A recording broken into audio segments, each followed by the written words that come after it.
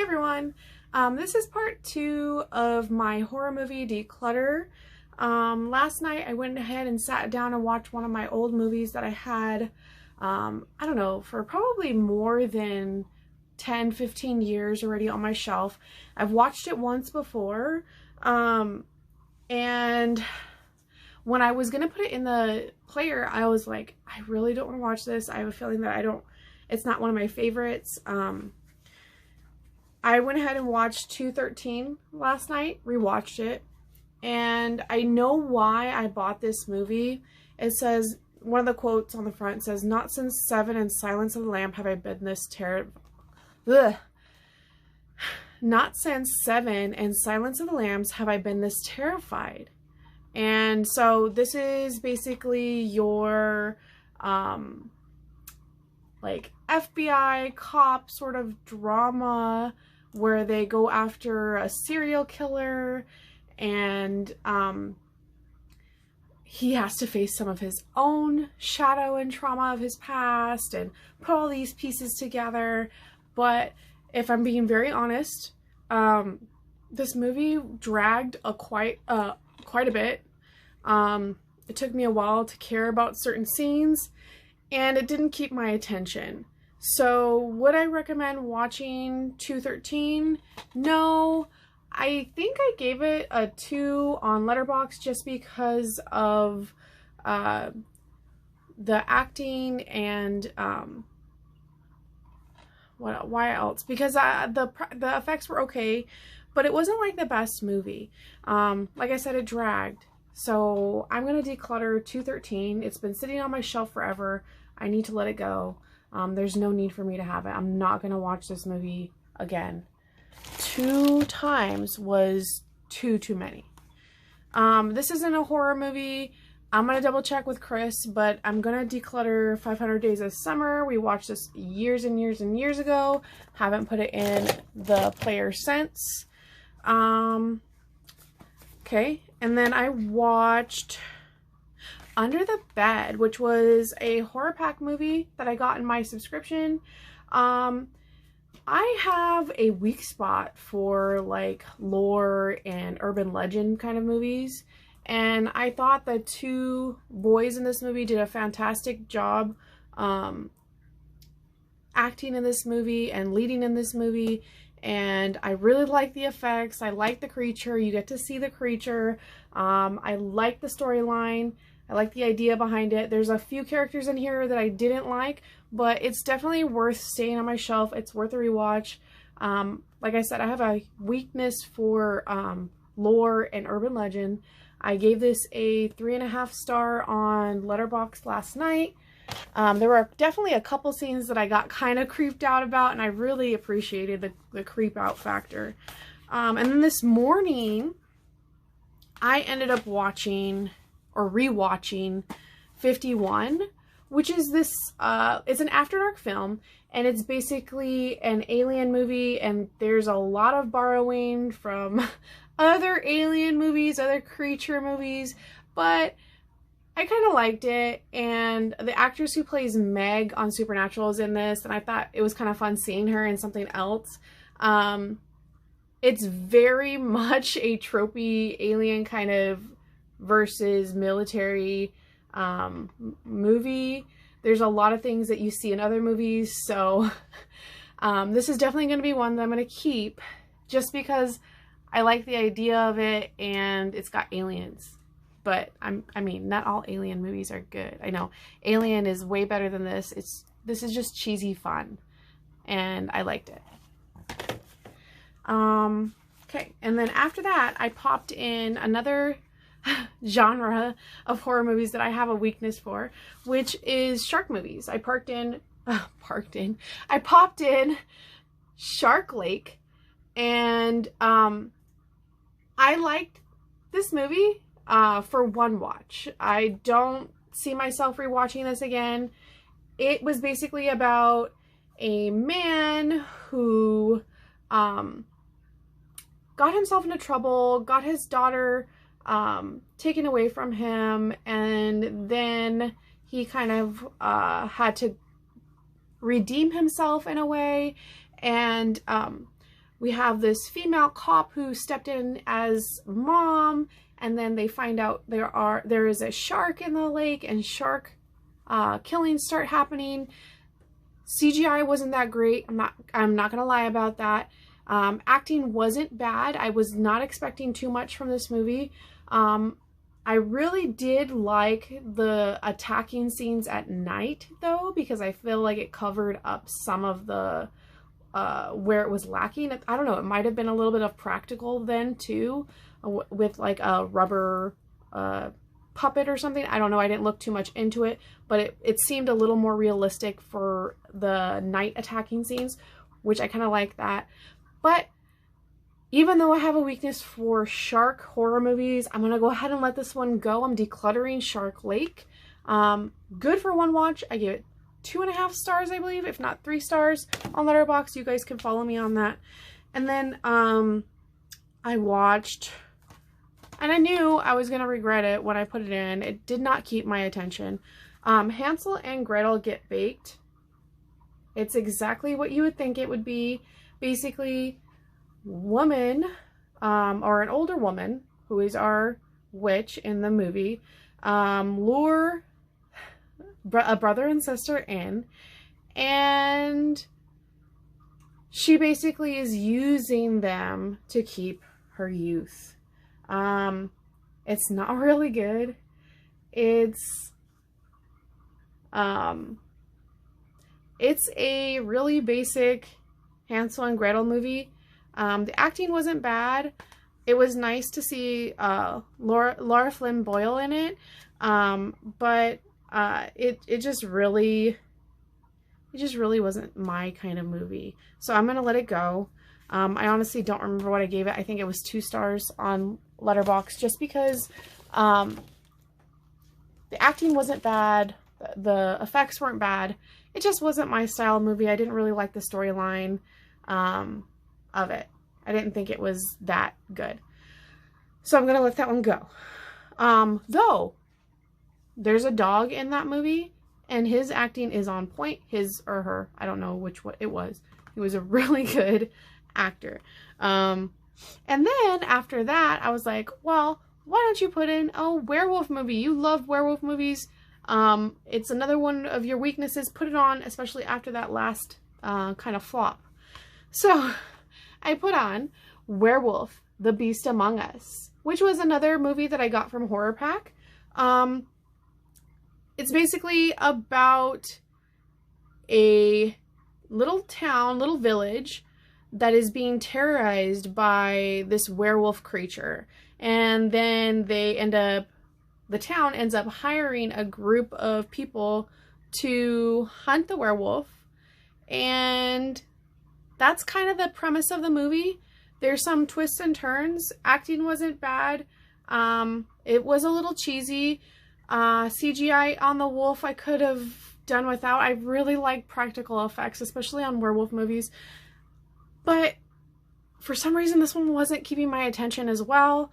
So I'm going to end up decluttering this, even though I love werewolf movies. If I'm going to watch a werewolf movie, I'm not going to reach for this. I'm not going to put this in the player. I'm going to go for something like Ginger Snaps or Dog Soldiers, or I don't know, any other one. This is just not going to work for me. Okay. So I'm decluttering this. So out of the few movies that I watched already, I'm decluttering 1, 2, 3, 4, 5 more movies. I'm doing really well. I counted last night, and I decluttered 6 yesterday. So yeah, so I'm decluttering, like I said again, 213, Hansel and Gretel, Werewolf, the Beast Among Us, and Shark Lake, and 500 Days of Summer. I'm going to keep 51 and Under the Bed. So I'm only going to keep 2 out of the 1, 2, 3, 4, 5 I watched. So that's pretty good. So I'm going to go ahead and keep watching movies, and let me know what you guys thought about my decluttering here. Do you agree with what I decluttered? And do you agree with what I kept? What do you guys think? Okay, so I'm going to keep going and watch another one and see if I'm going to declutter that. Hey guys, I'm gonna go ahead and do a couple of mini reviews in my decluttering video. So first thing I wanted to talk about was Mutants. I watched this a few days ago. On the cover, or on the back cover, it says 28 days later meets the apocalyptic I Am Legend. So I have a problem with it comparing itself to two really awesome movies. Honestly, I would never watch this again, and I don't think I would recommend this movie to anyone. It really comes off like, in a way, I want to describe it as video game cutscenes put together. The description on the back says, a mad scientist hired by a greedy manufacturer to create an addictive designed to make it the most addictive for some reason I can't read this. Okay. So basically it's about this mad scientist, and he is testing on human subjects, and they're turning into mutants, or they're more like zombies or infected people who are infecting other people. And there is some fun stuff in the movie, but that's like the last maybe half an hour of the movie. And this movie is, I can't see how long it runs, but 90 minutes, and it's just too long. This movie, it did not need to be that long. The whole beginning half, I had a really hard time focusing. It wasn't that great. Like I said, it kind of comes off as like a video game cutscene put together in the last half an hour, and that was the part that I was interested in. The beginning part, I had a really hard time connecting to the characters. So Mutants, I wouldn't recommend it really. All right, then I happened to put in The Atoning. And The Atoning.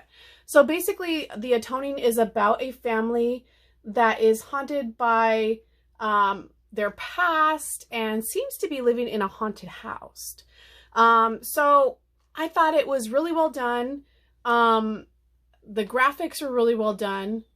You can see on the cover, we got some interesting stuff going on there, and I really like the way they incorporated that design on the cover. I think it really is an amazing cover for this movie.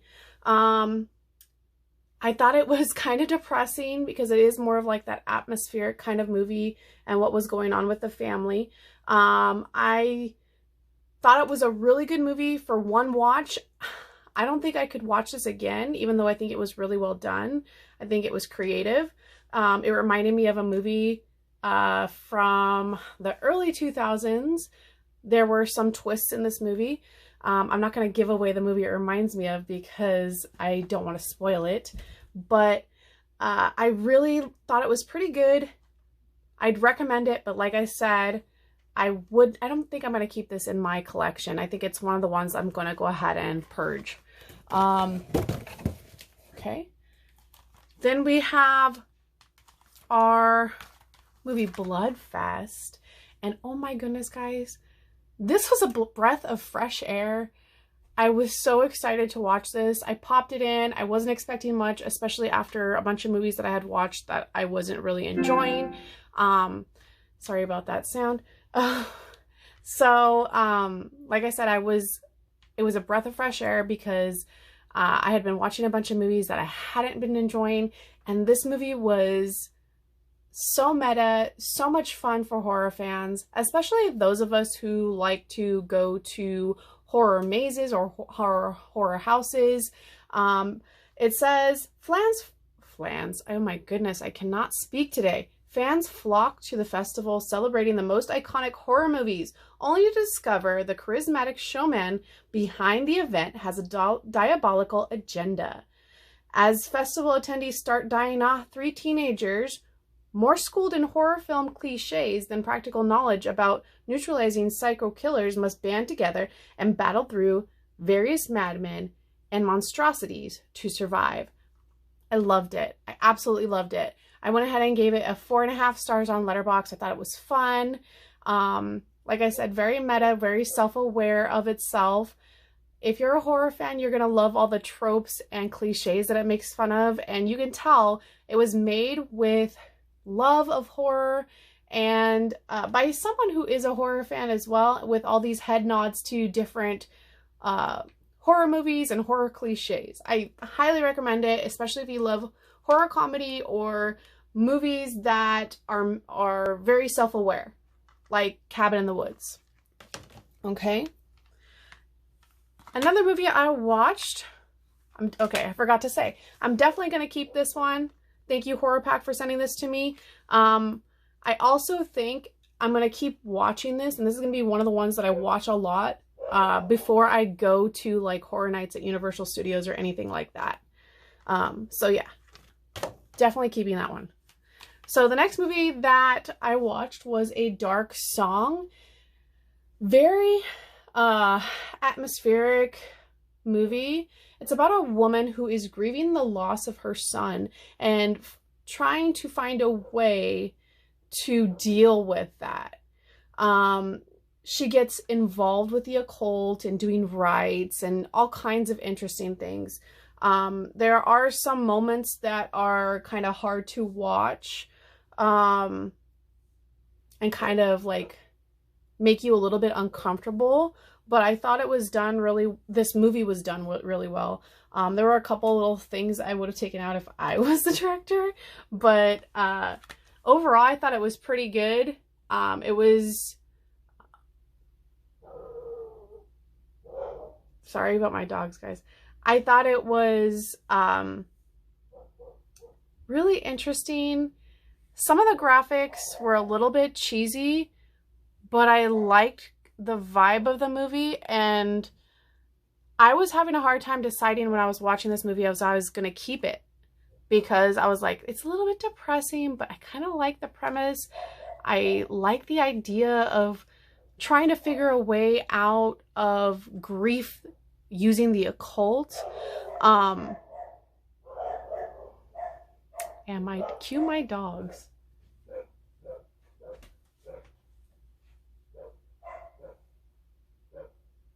Okay, sorry guys.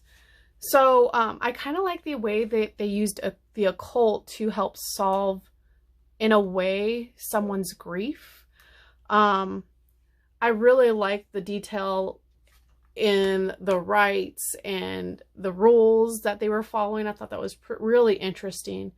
And I like the ending, and I also felt like it could have ended in a totally different way, and I kind of wish there was like an alternate ending on here that was the opposite way it could have ended, just because I feel like that could have brought some more satisfaction.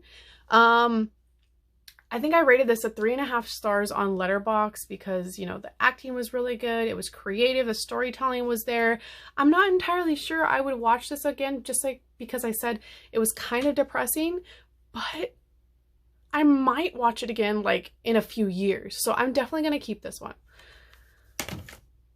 Okay, and a movie that I'm watching right now, and I'm like halfway through, so I really shouldn't be deciding if I'm keeping it or not, but I'm going to, is Against the Night. I think the cover is amazing. I think the title is amazing. But guess what it's about? Yeah, you guessed it.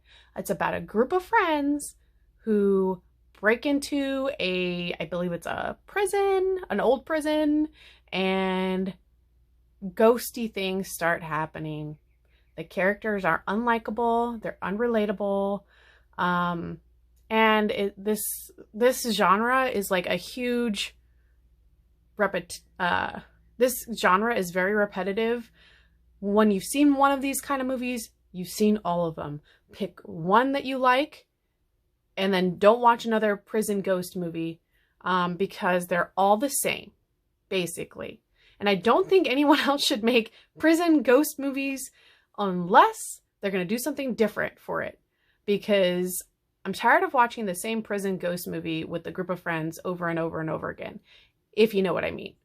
Speaking of that, if you guys have a favorite prison ghost movie, let me know in the comments down below, because I would love to know what your favorite prison ghost movie is, the one to top them all. So I'm going to be getting rid of, out of this group, Out of this group of 5, I'm going to go ahead and get rid of 1, 2, and 3. So I'm getting rid of these movies, Atoning, Mutants, and Against the Night. And like I had said, the Atoning wasn't bad. I just don't feel like I would watch it again because it was a bit depressing. And I'm really excited that I got to see these 2 movies. I thought they were really great stories. Bloodfest, I'm so glad to keep. Anyway, I'm going to go ahead and wrap that up. I'm going to edit this video, and I'm going to start working on my 3rd part in the series. I think I may have gotten rid of 15 to 20 movies now. Let me know what you guys think about the movies that I'm letting go. Thank you guys for watching, and I'll see you guys later.